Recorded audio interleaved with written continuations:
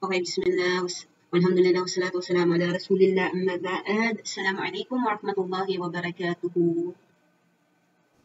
Waalaikumsalam warahmatullahi wabarakatuh. So anyway, we are going to discuss Module 3, which is the Media and Information Literate Individual. So ito yung we are hoping for you to become like this after the whole course, no? Kaya nga tayo nag-aaral about media and information literacy.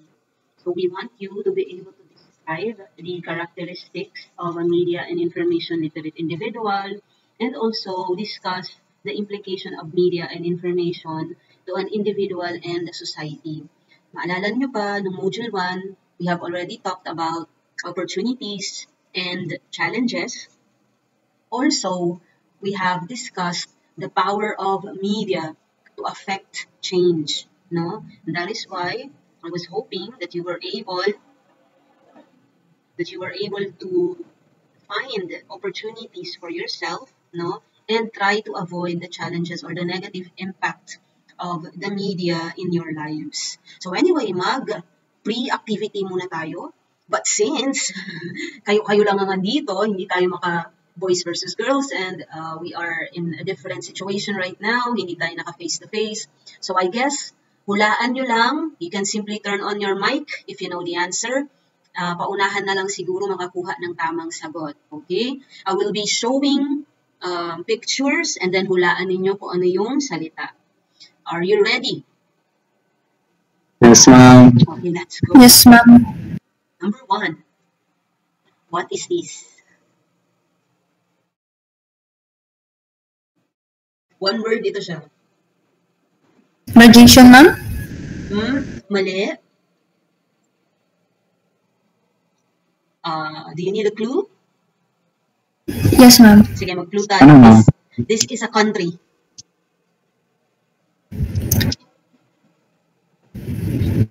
Country? Yup. 5, Romania? 4, Romania, teach? no, Russia. 2, Hirap mo. 1. Okay, actually this is, di ba letter R? Tapos itong baby boomer, Gen X, di ba mga generation to? So Yes, Gen, teach. and then we have T, and then na. Argentina. Kala ko first letter mo is R. It's okay. So gets na natin. Sige po, teach. Sige, inshallah, gets na natin ang game. Okay, next one. What is this? Xbox? Good job, Junairi. Nice. Okay, next. Xbox siya. Spider-Man? Website? Website. Good job. Okay, wait lang. Merong nag-join. Wait lang. I-ano muna natin siya. I-admit. Saihan. Okay, Sai, hello. Simply join, Saihan. Tawag dito. Simply answer if you know the sagot. Okay, how about this one? Football. Wow, nice. Good job. Okay, next one. Football. Wala, ano yan? Chemistry? Itong ginagawa natin. Ano to? Distance? Online learning, teach? Distance learning? Okay. Distance learning. Very good. Next. Okay. Medyo na to ha, intermediate level, mas mataas na. Okay. Ask me? Ito. Na. Sorry. Warn up. Question up. Caution. Very good. Caution. Nandun na. Caution. Bakit ka kailangan cautious? What's something? Something is? Saihan. Hula. Caution. Cautious. Bakit kailangan maging cautious? Anong meron? Gosh, predator. 5, 4, 3, 1. Sirit na lang. Okay, this is rats and social media. It's okay. Next. Sa first, yung pinakaunang module na i-tackle natin for second quarter. ICT. Oops. Ay, hindi pala first. Yung second. sorry. Yung second, yung pangalawa. Mga pesa to teach. Joke lang. Title siya ng module. SWOT analysis. Ay, entrepreneurship. Ay, pang pala yan. Internet pala yan.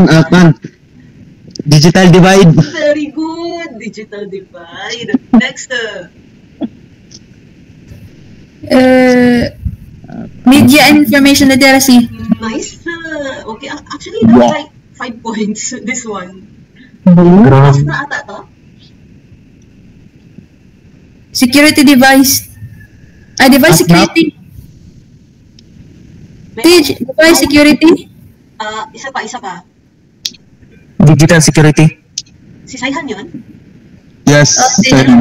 Another word for digital. The space itself of the digital world. Anong tawag doon? Internet security teach. Pwede. Access security. Okay, letter C. Computer security. Another one.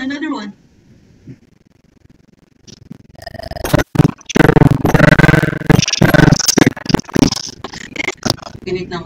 Cyber security. Okay na. Sir.